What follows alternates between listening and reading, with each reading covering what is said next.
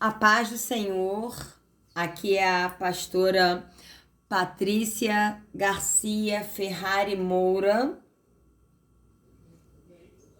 e eu venho aqui dar início ao estudo sobre a firmeza da trajetória final do apóstolo Paulo, que ao estudarmos até o final vamos aprender muitos princípios, ações, reações, escolhas e posicionamentos que demonstram firmeza, compromisso com o Senhor Jesus na vida do apóstolo Paulo e que deve haver certamente em nossas vidas. E para dar início a esse estudo, vamos abrir Atos, capítulo 21, versículo 1 ao versículo 15. Diz assim: depois de nos separarmos deles, isto é, o apóstolo Paulo e os que estavam com ele, nos versículos anteriores do capítulo 20, estavam junto com os irmãos ali na areia da praia se despedindo. E aqui diz: depois de nos separarmos deles, embarcamos e navegamos diretamente para Cós, que era uma cidade. No dia seguinte, fomos para Rodes, outra cidade, e dali até Pátara, outra cidade. Encontrando um navio que ia fazer a travessia para a Fenícia, embarcamos nele e partimos. Daí, o apóstolo Paulo, os que estavam com ele, já tinham trocado de navio, saído de um e embarcado em outro. Depois de avistarmos Chipre e seguirmos rumo sul, navegamos para a Síria. Desembarcamos em Tiro, onde o nosso navio deveria deixar sua carga. Eles estavam viajando num navio que tinha uma carga para entregar na cidade de Tiro. Encontrando os discípulos dali, da cidade de Tiro, ficamos com eles durante 7 dias. Eles, movidos pelo Espírito, recomendavam a Paulo que não fosse a Jerusalém, Sim, eles entendiam pelo Espírito Santo que a ida do apóstolo Paulo até Jerusalém apontava para uma perseguição cruel, injusta, até a morte. Na verdade, o apóstolo Paulo iria morrer em Roma, mas tudo começou em Jerusalém. E os discípulos, sabendo disso, recomendavam que Paulo não fosse a Jerusalém. Versículo 5. Mas quando terminou o nosso tempo ali, passaram-se os 7 dias, provavelmente quando o barco ia novamente ir rumo ao mar, partimos e continuamos nossa viagem. Todos os discípulos, com as suas mulheres e filhos, nos acompanharam até fora da cidade. Então você vê aqui o envolvimento da família nesse amor prático entre os irmãos da Igreja de Cristo. E ali na praia nos ajoelhamos e oramos. Eles oraram juntos. Depois de nos despedirmos, embarcamos e eles voltaram para casa.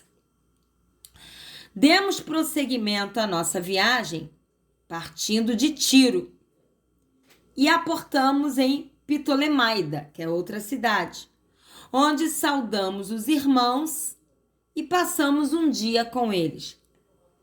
Partindo no dia seguinte, chegamos a Cesareia, outra cidade, e ficamos na casa de Filipe, o evangelista, um dos 7.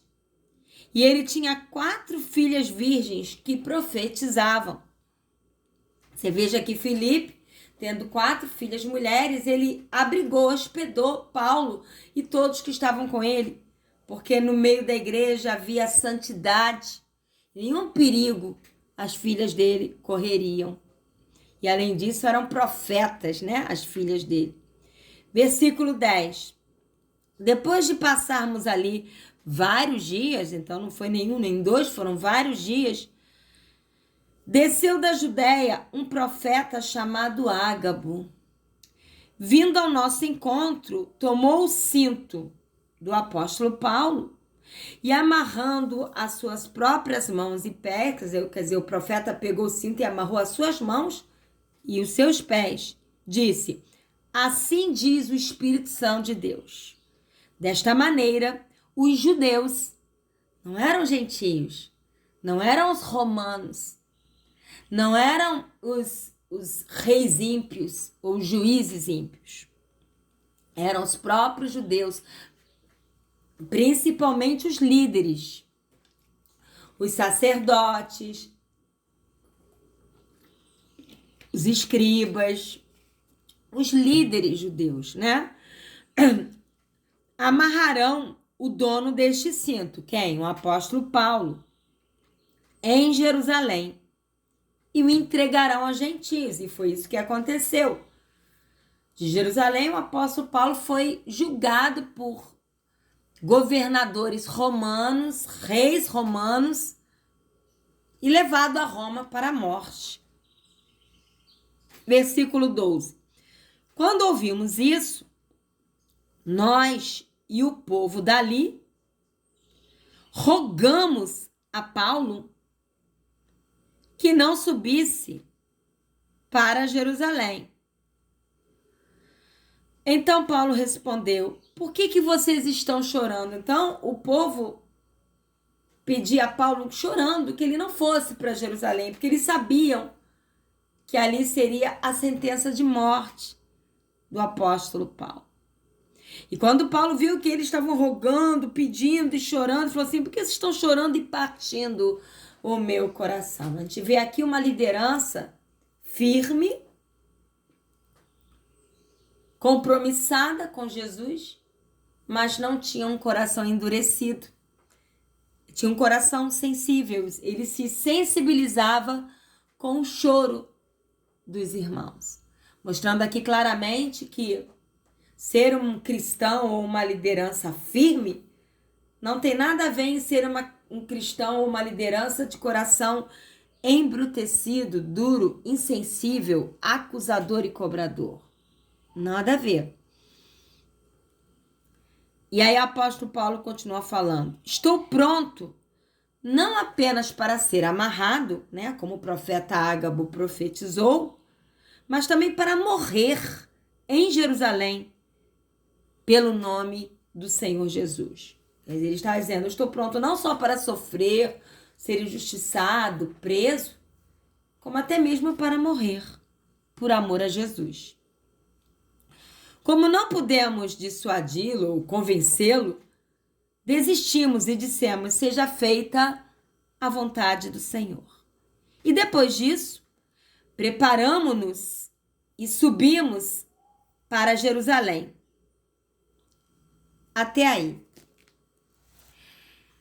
Atos 21, do versículo 1 ao versículo 15, dentre tantas outras coisas que eu pude comentar, mostra que o apóstolo Paulo e aqueles que estavam com ele passaram dias navegando. E muitos, cristãos ou não, através dos filmes, romantizam essa navegação do apóstolo Paulo, achando que foi um tour, achando que era emocionante ele navegar de cidade em cidade, fazendo um cruzeiro turístico em navios confortáveis. Só que não. O apóstolo Paulo, juntamente com os que estavam com ele, passou dias navegando. De Éfeso ele foi para Cós, de Cós para Rhodes, de Rhodes para Pátara, de Pátara para Fenícia, Fenícia para Chipre, Chipre para Síria, Síria para Tiro, Tiro para Ptolemaida, Ptolemaida para Cesareia. E esses dias navegando não eram confortáveis, não era um cruzeiro. Eles navegavam em navios insalubres, e perigosos, em cascos apodrecidos, porque as embarcações naquela época eram de madeira. A cada 3 navios, isso eu estudei, são dados verídicos, a cada 3 navios que embarcavam naquela época, pelo menos um naufragava. 40% da tripulação que navegavam nesses navios morriam ou em naufrágio ou por doenças provenientes da falta de higiene e também da falta de vitamina C, que gerava o escorbuto.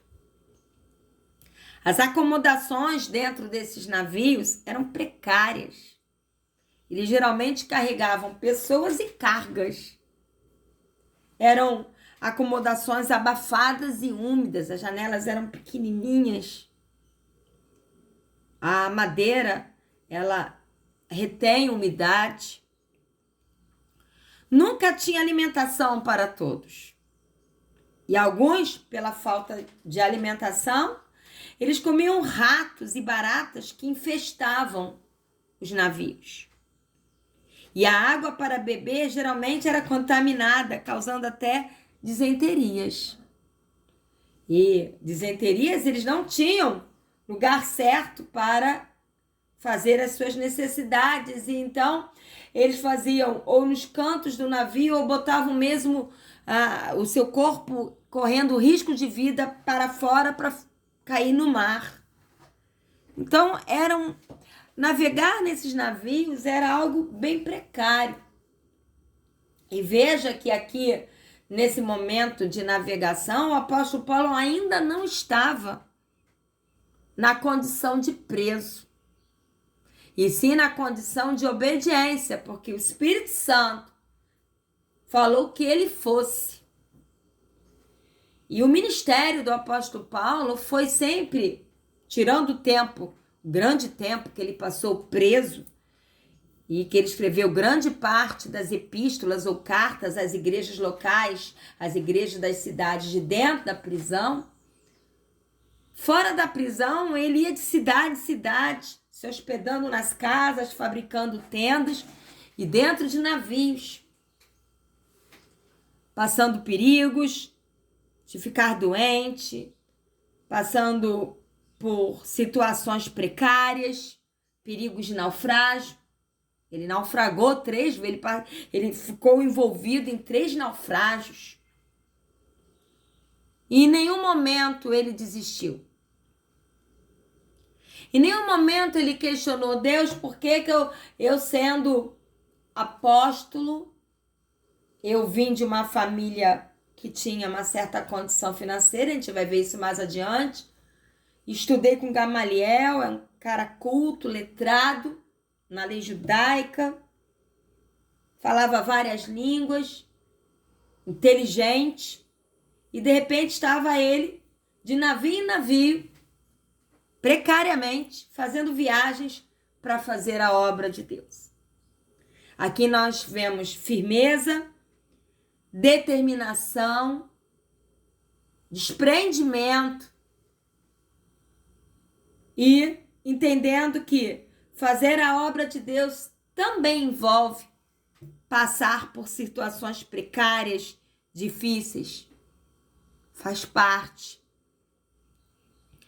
Se nós abrirmos em 2 Coríntios, capítulo 11, versículo 25 a 26, diz assim: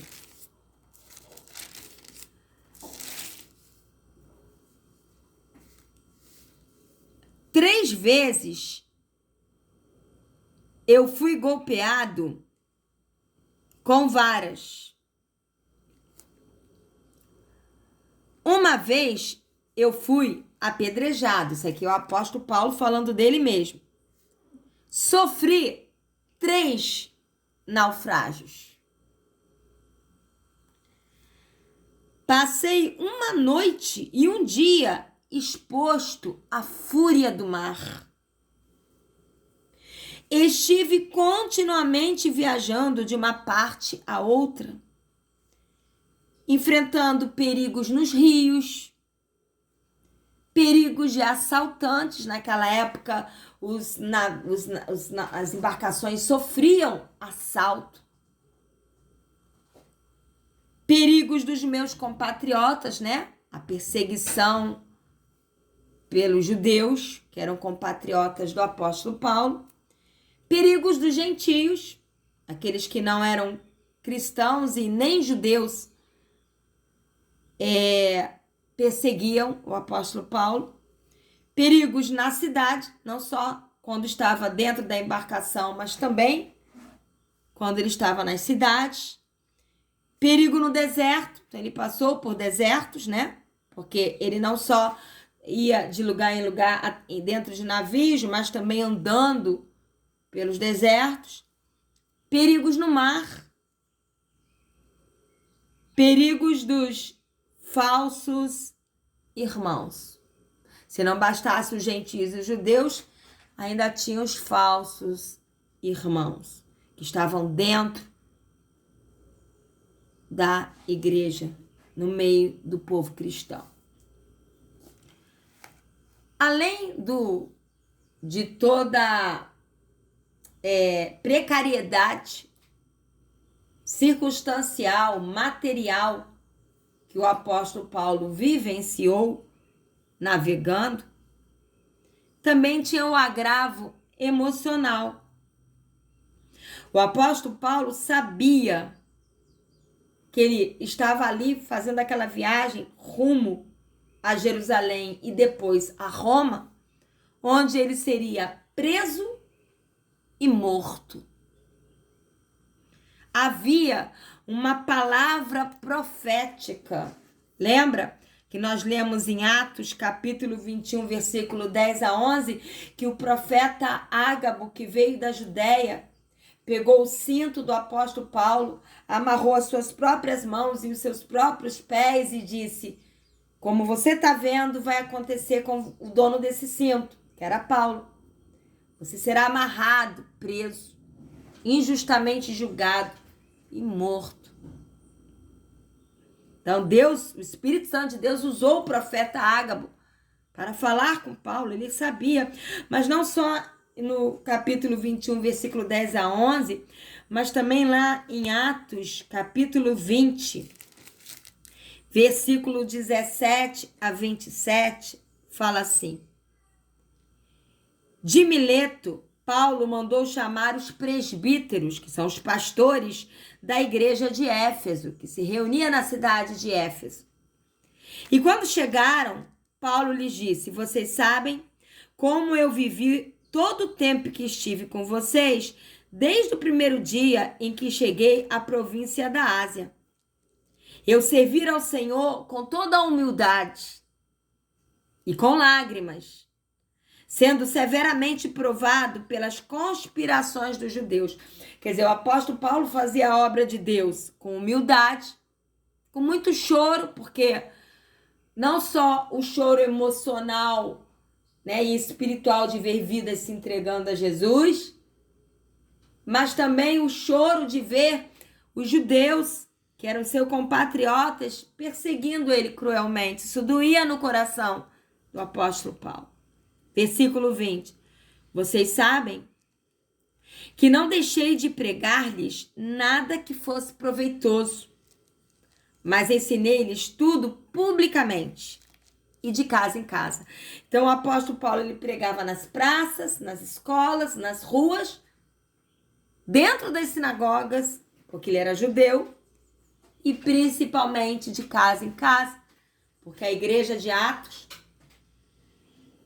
ela se reunia nos pátios das sinagogas com o intuito de alcançar os judeus e de casa em casa. Versículo 21. Testifiquei tanto a judeus como a gregos que eles precisam se converter a Deus com arrependimento e fé em nosso Senhor Jesus. Agora, levado pelo Espírito Santo de Deus, eu estou indo para Jerusalém, sem saber o que me acontecerá ali, né? Ele sabia o que ia acontecer, mas não em detalhes. Só sei que em todas as cidades, né, que o apóstolo Paulo estava passando, o Espírito Santo me avisa que prisões e sofrimentos me esperam. Imagina, você tá ali fazendo a obra de Deus, pregando a palavra, o evangelho do Senhor Jesus Cristo, edificando igrejas locais, de cidade em cidade, de casa em casa. E aí o Espírito Santo vem falar para você, olha, continua fazendo a obra de Deus, mas saiba de uma coisa, o que está reservado para você mais adiante são prisões e sofrimentos. Aqui o apóstolo Paulo podia falar, não quero mais, vou desistir. Mas não foi isso que ele falou. Olha o que ele falou. Todavia, versículo 24, todavia eu não me importo, nem considero a minha vida de valor algum para mim mesmo. Se tão somente eu puder terminar a corrida e completar o ministério que o Senhor Jesus me deu, me confiou, de testemunhar do evangelho da graça de Deus. O que ele está falando? Se eu vou ser preso, se eu vou sofrer e até ser morto, não tem problema não. Porque a minha vida sem fazer a vontade de Deus através de Cristo não tem valor algum. E se o valor da minha vida é ser preso, sofrer e até morrer para fazer a vontade de Deus, então que seja.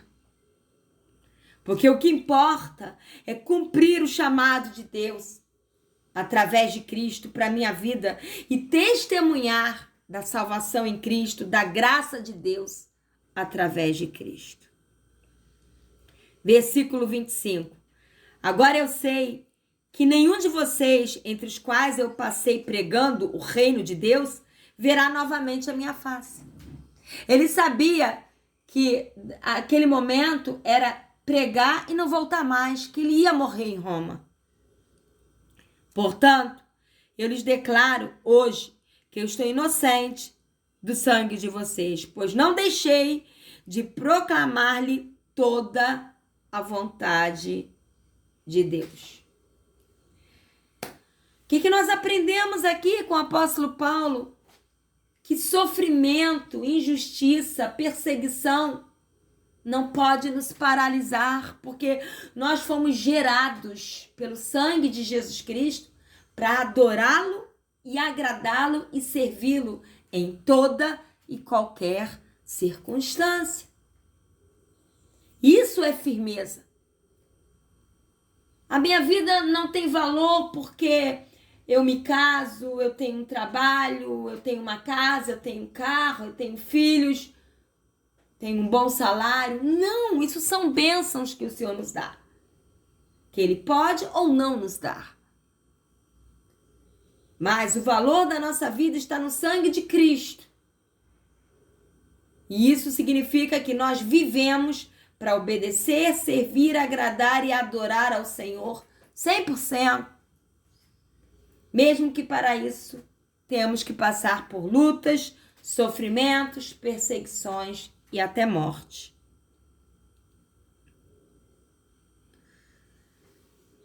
E também em Atos capítulo 20, versículo 36 a 38, fala: tendo dito isto, ajoelhou-se com todos os irmãos que acompanharam ele até a praia, né? E orou.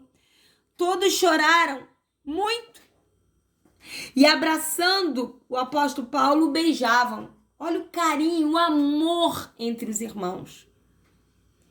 O que mais os entristeceu foi a declaração de que nunca mais, aqui na terra, né? Não na eternidade, veriam a face do apóstolo Paulo. Então, o acompanharam até o navio. Amados e amadas, o apóstolo Paulo permaneceu firme, fazendo a vontade de Deus, mesmo sabendo o que ia acontecer a ele. Olha o que diz no versículo 13 de Atos 21, vou ler de novo. Então Paulo respondeu: por que vocês estão chorando e partindo o meu coração? Eu estou pronto, eu estou pronto, eu estou pronto, não apenas para ser amarrado, mas também para morrer em Jerusalém, e no caso ele morreria em Roma, pelo nome do Senhor Jesus Cristo. E ao nos depararmos com essa firmeza linda na vida do apóstolo Paulo, com esse desprendimento até da própria vida, porque a Bíblia fala que aquele que quiser salvar a sua vida, perdê-la-á, mas aquele que perder a sua vida por amor a Cristo, salvá-la-á. Aquele que quiser seguir a Jesus Cristo deve tomar a sua cruz. Fala de sofrimento, de luta, e seguir a Jesus. No mundo tereis aflições. Não, talvez tenham, tereis, mas tem de bom ânimo, porque eu já venci o mundo. Há uma eternidade com Jesus. E diante dessas verdades e dessa firmeza do apóstolo Paulo, vamos falar um pouquinho mais sobre firmeza na palavra de Deus. Vamos abrir lá em 2 Pedro, capítulo 1, versículo 10. Diz assim: portanto, irmãos, empenhem-se ainda mais para consolidar o chamado e a eleição de vocês em Cristo, pois se agirem dessa forma, jamais tropeçarão. E muita gente acha que esse chamado e essa eleição em Cristo é um ministério grandioso, glorioso. Não. Esse chamado, essa eleição, fala de estar fazendo a vontade de Deus com humildade, com simplicidade, com obediência, exalando o caráter de Cristo, amando uns aos outros, sendo uma igreja segundo o coração de Deus. E se nós nos empenhamos em viver nesse chamado com força, com solidez, agindo assim, nós não vamos tropeçar. Vamos nos manter firmes. Também em 2 Pedro, capítulo 3, versículo 17, diz assim: portanto, amados, sabendo disso, guardem-se para que não sejam levados pelo erro. Lembre-se aqui, Pedro, ele está escrevendo para a igreja, para irmãos em Cristo.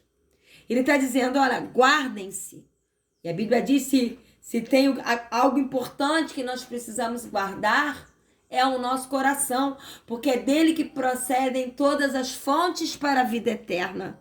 Então guarde o coração de vocês, para que vocês não sejam levados pelo erro. Precisamos guardar a palavra de Deus em nosso coração, lendo ela todos os dias, porque a Bíblia diz, habite ricamente a palavra do Senhor no coração de vocês. Porque isso nos dá firmeza para não sermos levados pelo erro, pelo engano daqueles que não têm princípios morais e estão dentro da igreja. E princípios morais não fala só da área sexual. Ganancioso, prega engano, malicioso, espalha fofoca, trai, mente, se dizendo cristão dentro do corpo de Cristo, mas é o joio. Esse joio que não tem princípios morais quer levar o trigo ao erro. Mas quando nós somos trigos firmados na palavra, na pessoa de Jesus, no relacionamento com Jesus Cristo, nós não vamos ser levados pelo erro. Nem percam a sua firmeza. Vão passar por lutas, mas continuem firmes. Porque se vocês continuarem firmes, vocês não vão cair. Então, nem percam a sua firmeza e caiam. E aí, como é que eles fazem isso? Versículo 18. Cresçam, porém, na graça. Nós não nos mantemos firmes na nossa própria força. Nós escolhemos nos manter firmes e a graça de Jesus Cristo em nós nos capacita. Eu falo que, assim como há planos de saúde, onde para pagar uma consulta o plano paga uma parte e você paga outra. O Senhor conta conosco. Nós escolhemos a firmeza e o Senhor então nos capacita, nos dá força para nos manter firmes. Por isso que nós precisamos crescer na graça e no conhecimento do Senhor Jesus, do Senhor e Salvador Jesus. Crescer na graça é depender dele, no conhecimento é ler a Bíblia, buscar a face dele, adorá-lo. E assim então, nós vamos crescer espiritualmente, amadurecer e nos tornar cada vez mais firmes. Também em Hebreus, capítulo 3,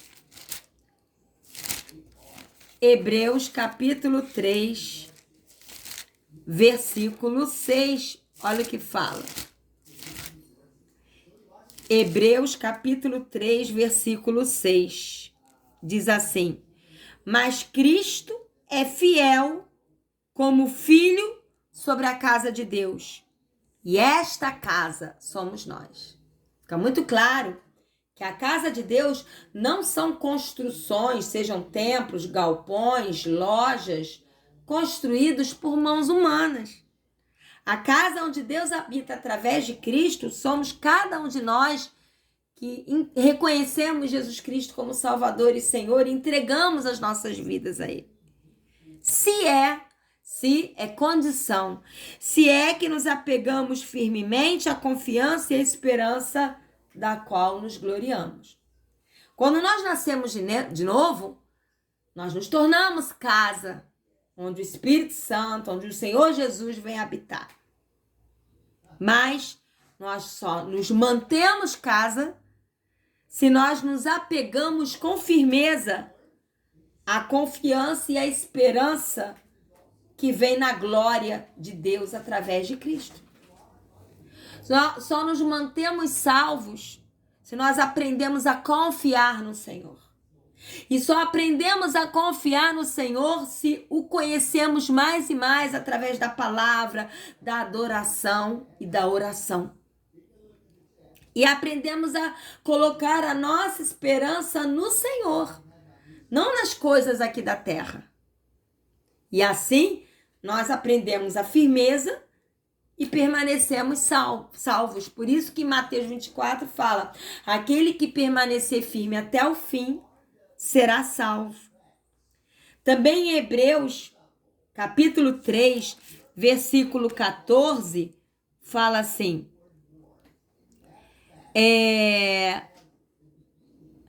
pois, eu vou ler o 13 e o 14. Ao contrário, encorajem-se uns aos outros, todos os dias, durante o tempo que se chama hoje, e de modo que nenhum de vocês seja endurecido pelo engano do pecado.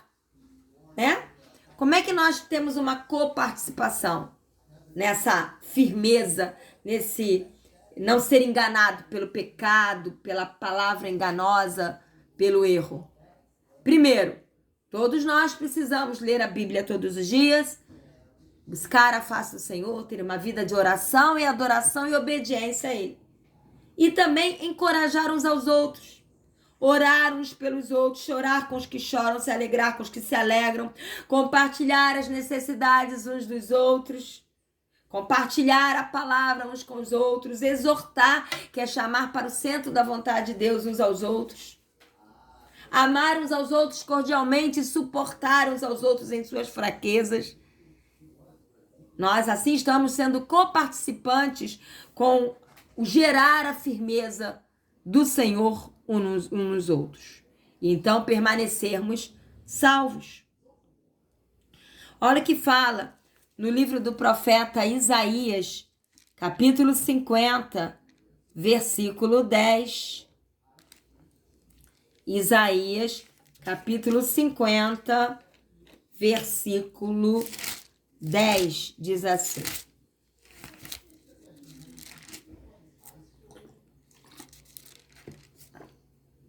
quem entre vocês teme o Senhor e obedece à palavra do seu servo?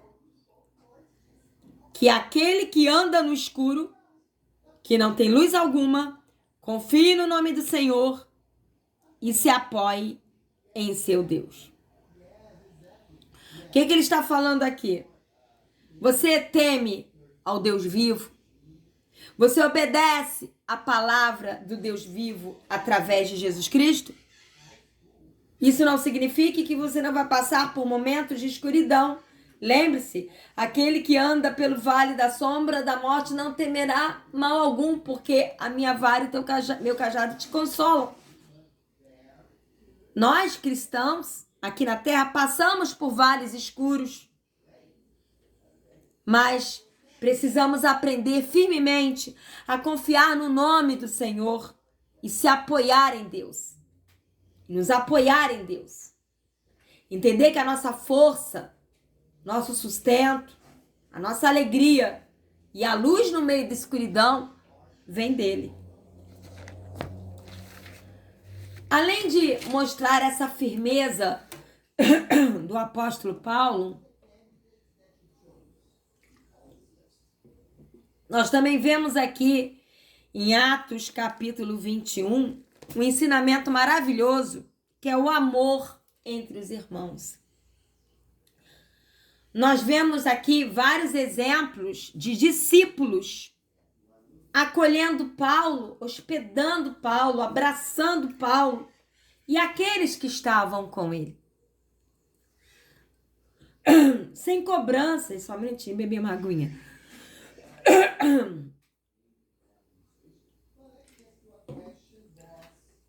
Perdoe. Sem cobranças, sem acusações. Havia simplicidade, um amor simples, um amor cordial, um amor desprendido, que só queria ver o bem do outro. Em Atos 21, de 4 a 7, eu vou ler de novo. Encontrando os discípulos, eram discípulos, não eram religiosos. Religioso não hospeda com amor, religioso não tem coração simples, religioso faz pensando no que vai receber em troca. A religião sempre tem interesse por trás. Aqui não, aqui eram discípulos. E aqui fala que quando o apóstolo Paulo encontrou esses discípulos, ficou com eles 7 dias. E esses discípulos, eles tinham mulheres, eles tinham filhos. Então, esse amor entre os irmãos não envolviam só os homens, envolviam as mulheres, os filhos, a cordialidade. Né? E aqui também, em Atos 21, versículo 8, fala: partindo no dia seguinte, chegando a Cesareia, ficamos na casa de Filipe, um evangelista, uma liderança que hospedou Paulo e os irmãos, mesmo tendo mulheres, filhas dentro de casa. Também o versículo 12 a 16 fala: quando ouvimos isso, nós, o povo dali, rogamos a Paulo que não subisse para Jerusalém. E aí no versículo seguinte fala que o apóstolo Paulo: não chorem não, isso parte do meu coração. E ele fala que estava pronto para ser amarrado, até mesmo para morrer por amor a Cristo. E fala no versículo 15 que eles, no versículo 14, que eles não puderam convencer Paulo, então falaram que seja feita a vontade de Deus na vida de vocês. E aqui no versículo 15 e 16 mostra que o apóstolo Paulo e os que estavam com ele ficaram na casa de Manasson, que era um discípulo natural de Chipre. Nós vemos aqui o quê? Os discípulos de Jesus acolheram o apóstolo Paulo com amor de Deus, um amor simples, desprendido. O apóstolo Paulo foi encorajado e fortalecido pelos irmãos, pelos discípulos. Homens, mulheres e até crianças demonstraram um verdadeiro cristianismo de amor prático que se importa. Nós, quando estamos fazendo a vontade de Deus, nós passamos pelos perigos da vida, pelas lutas, pelas perseguições. Mas Deus demonstra o seu amor como? Seu amor e o seu cuidado por cada um de nós. Como? Através dos irmãos, das irmãs, dos discípulos e discípulas de Jesus, que se dispõem a suprir necessidades, a chorar juntos, a se alegrar juntos, a jejuar e orar, a abraçar, a dar o ombro para que o outro chore, sem cobrar, sem acusar. E nós vamos ver alguns textos mostrando o cuidado de Deus pelos seus. Vamos abrir lá em Salmo 55, versículo 22. Salmo 55, versículo 22 fala assim: entregue as suas preocupações ao Senhor e Ele o susterá.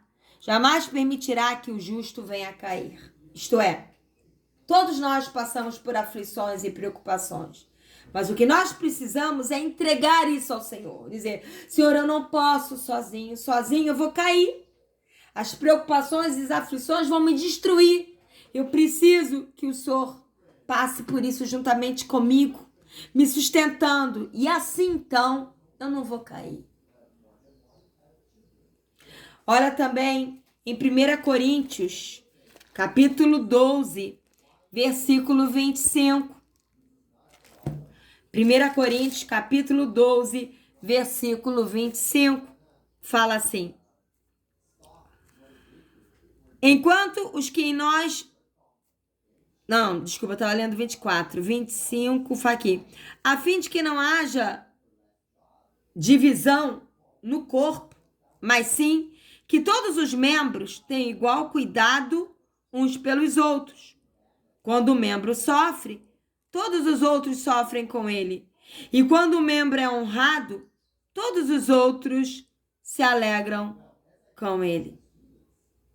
Deus usa os membros do corpo para chorar junto, para sentir a dor do outro, para se alegrar junto, para ter igual cuidado. Amados, nós não podemos viver o que diz lá na palavra mais adiante, lá no final da Bíblia, uma das cartas que diz que se entra no templo físico alguém rico, né?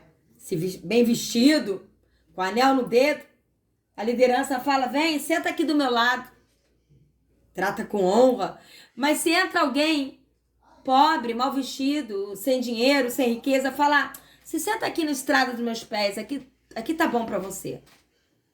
Isso é acepção de pessoas e fazer acepção de pessoas é pecado.